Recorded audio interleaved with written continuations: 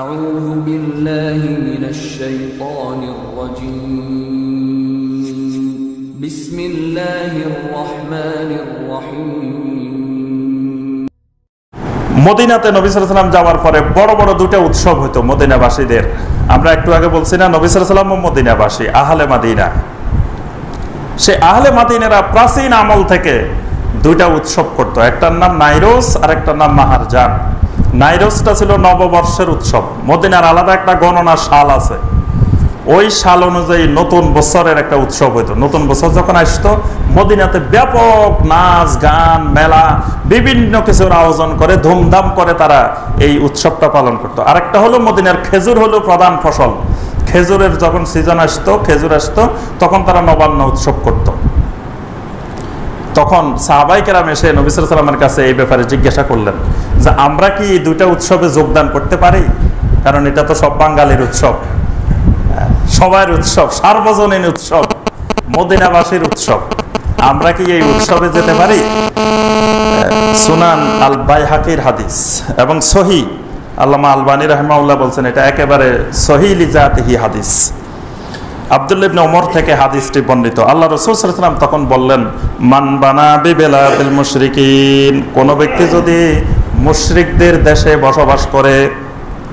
দেখেন, প্রথম বাক্যটার মধ্যে একটা গুরুত্বপূর্ণ কথা আছে যে কোন মুসলিমের দেশে কোনোদিন এই সকল অনুষ্ঠান হবে না।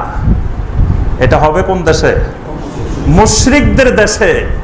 কারণ মুসলিমের দেশ তো নবী সাল্লাল্লাহু আলাইহি ওয়াসাল্লাম করেন নাই, সাহাবায়ে কেরাম করেন নাই, সেখানে করার প্রশ্নই উঠে না। এই জন্য নবী সাল্লাল্লাহু আলাইহি ওয়াসাল্লাম দেখেন বলছেন মান বানা বিবিলাদিল মুশরিকিন, কোন মুসলিম যদি মুশরিকের দেশে থাকে, কারণ মুসলিম দেশে তো এই জাতীয় অনুষ্ঠান হবেই না, হবে মুশরিকের দেশে।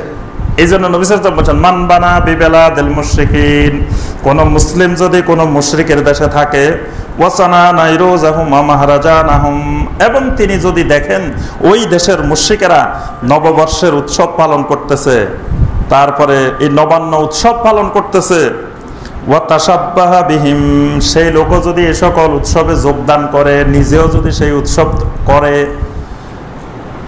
হাত্তা ইয়ামুতা, তাওবা করার আগে যদি তার মৃত্যু চলে আসে, সে যদি ভুলে করে ফেলছে বা যে কোনো অবস্থায় করে ফেলছে কিন্তু এখনো তাওবা করতে পারে নাই, তাওবা করার আগেই যদি মরে যায়, তাহলে হুশিরা মাহুম ইয়াউমাল কিয়ামাহ, কিয়ামতের দিন ওই মুশরিকদের সাথে তার হাসর হবে, ওই মুশরিকদের সাথে তার হাসর হবে।